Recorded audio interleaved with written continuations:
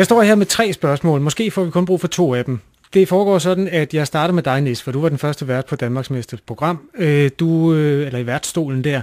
Du får et spørgsmål med 3 valgmuligheder. Hvis du svarer forkert, så ryger de 2 resterende så over til Carlo Stavnskær. Er der noget, I ikke har forstået? Det ville være pinligt, hvis der var. Næste ude fra 1948, og det er ham, som det her spørgsmål kredser om også, så måske har du også en lille fordel der. Han er blevet Danmarksmester utrolig mange gange. DM senior i bordtennis har han vundet 15 gange, og så kan I se, hvordan det hele det klinger sammen her. 15 og Danmarksmester.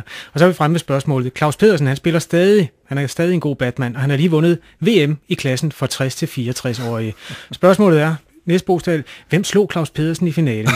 Var det svenske Göran Skogsberg? Var det østrigske Stanislav Fraschuk? Eller var det spanske Javier Solana? Ja, jeg tager Javier Solana. Ja. Nej, han er tidligere generalsekretær for NATO. Han kan ikke spille bordtennis. Nej, men det var derfor, han tabte. Ja, det er selvfølgelig rigtigt. Det er rigtig godt argumenteret.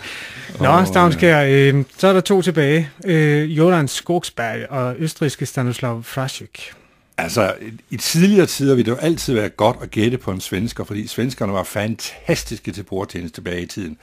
Hasse Alcea og hvad det hed, alle de store svenske, og Persson og så videre, så videre. Så hvis jeg skal følge den linje, så vil jeg gætte på en svensker. Den anden har jeg simpelthen ikke hørt om, så jeg gætter på en svensker.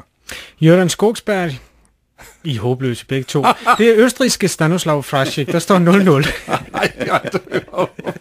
Stanislav, så er han østriger. Så er det godt, du har et ekstra spørgsmål her. Ja, det er lige præcis. Et spørgsmål mere.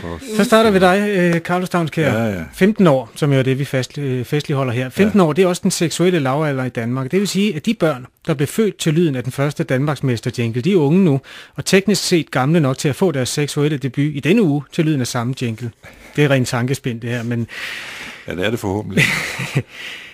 Ikke desto mindre. Sundhedsstyrelsen spurgte for 6 år siden en masse unge, om de havde dyrket sex. Og jo, det er klart, jo yngre de var, desto færre svarede sig ja i sagens natur.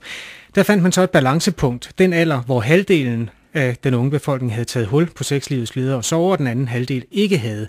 Spørgsmålet er så bare, hvor ligger denne meridian? Er det de 14-årige, de 15-årige eller de 16-årige, hvor halvdelen siger ja, vi har dyrket sex, den anden halvdel siger nej? Det må være de 16-årige. Det er sikkert helt med. Ja, det må det være. Jeg siger, det er de 16-årige. Jeg sætter sådan en her på. Er det, man gør, når nogen svarer rigtigt?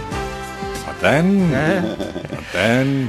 Okay, altså, vi har jo det 3. spørgsmål, men så har jeg jo ikke forudset, at de skulle ramme forbi, men ikke desto mindre. Nej, så er du nødt til, hvis nu så skal du have et ekstra, det kan du så ikke kan det slutte uafgjort. Stanislav, ham du skal ikke til at stå bagved dig og lave nye spørgsmål. Vi tager chancen og satser på, at du rammer forbi næste bogstav. 15 år, det er det, vi festligholder i dag. Hvis nu det havde været bryllup, du havde været gift med nogen i 15 år, var der så tale om et månebryllup, et krystalbryllup eller et ametystbryllup? Nis. Jeg holder så meget af dig, ikke? Månebryllup, for fanden. Ja. Du siger? Månebryllup. Ja. Det er stolpe ud, kære Nis Bostad. Det er stolpe ud. Ja. Nå, så går den videre til Carlo Stavnskær. Du har altså vundet, Carlo, men skal du have 2-0 mål ind her? Skal vi have valgmulighederne igen? Ja, der er tale om krystal, ametyst og så måne, som Nis har taget. Det må være... Han har sagt, det må... Vi sætter lige uret på, så kan du følge det er et ur. Sådan der. Kan du mærke angstens fed? Så kommer presset. Ja, nu skal du til at svare.